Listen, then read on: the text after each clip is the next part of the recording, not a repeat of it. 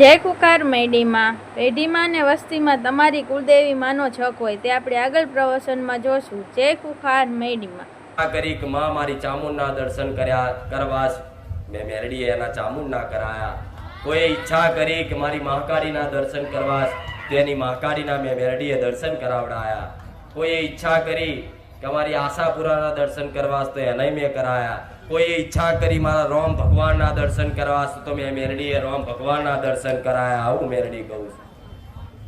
જો કદાચ તમારી એ માગણી ખાલી દર્શન કરવાની ઈચ્છા હોય અને મને મેલડીને પ્રાર્થના કરી હોય અને હું મેલડી તમારી પ્રાર્થના હોભરી તમારી માન તમારા વતી કગરી અને દર્શને લઈને આવતી હોય તો તમારી માં મારું મૌન રાખે છે. આટલું યાદ રાખજો. મારું મૌન રાખે છે.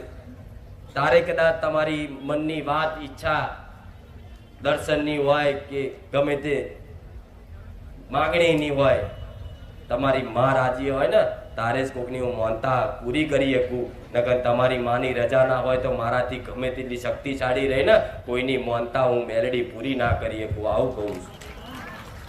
સબકે હક છે તમારી માનો. તમારી પેઢીમાં તમારે વસ્તીમાં તમારી કુળદેવીનો જ હક છે. પણ એ કુળદેવી શું કામ તમને દર ભટકાવે છે, શું કામ ભૂવા ભટકાવે છે, એનું મુખ્ય કારણ હોય ને તો તમારો અધૂરો વિશ્વાસ ને અધૂરી ધીરજ. આવું મેરડી કહું છું. કોઈને ધીરજ નહીં, કોઈને એવી રાહ જોવી નહીં. બસ દીવો કરો છો ને તરત ઈચ્છા કામના જાગૃત થઈ જાય ચારે મારું કામ થઈ જશે અને ચારે કદાચ કરોડપતિ થઈ જઈશ, ચારે મારું આ દેવું ભરાઈ જશે. આવી તમારી માગણી કરી તમારી માતાઓ મઢ છોડીને જતી રહી બહાર. હું મેલડી આવું કહું છું.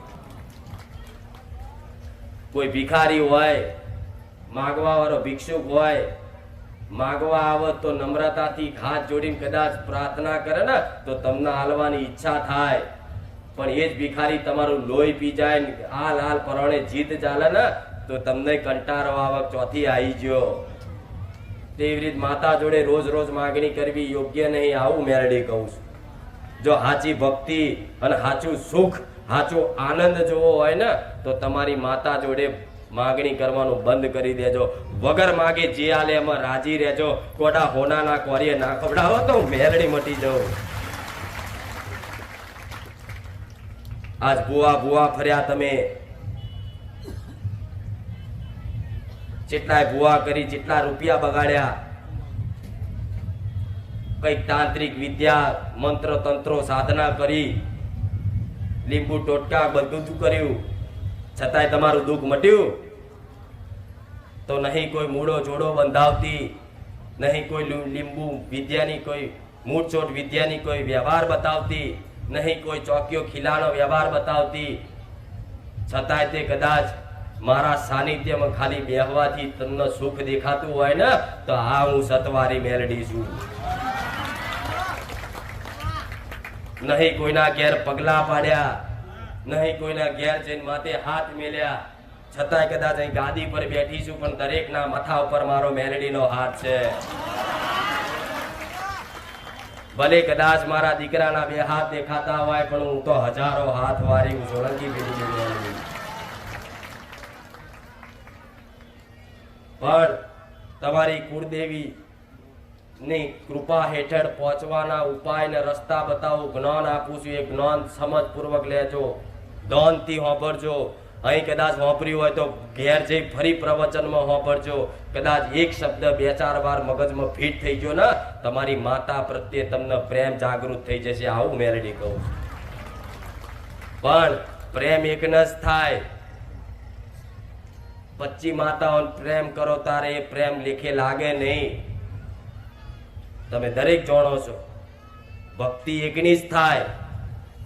પછી 25 માતાઓની ભક્તિ કરવા જાવ ને તો એકય માતાની ભક્તિ સફળ ના થાય. હું મેલડી આવું છું. તમારે તો બધી જગ્યાએ ભક્તિ કરવી છે, બધી જગ્યાએ ભગવાન મોની બેહવા છે. જો સત જોયું નહીં તો તમે મારા ભગવાન, તમે મારા ગુરુ, તમે મારા રામ, કોઈ દાડ કુળદેવીને કીધું છે કે તું મારી રોમ? કીધું જ કોઈએ? ઘેર કદાચ કુળની દેવી કદાચ ભલે એક નાની અમથી પાટલીમાં નાના અમથા ગોખલા બેઠી છે, પણ જે મોટા મંદિરો વાળે ધામ વાળી ના કરીએ કે ડુંગરા વાળી ના કરીએ કે ઉમરા વાળી કરે, હું મેલડી આવું છું.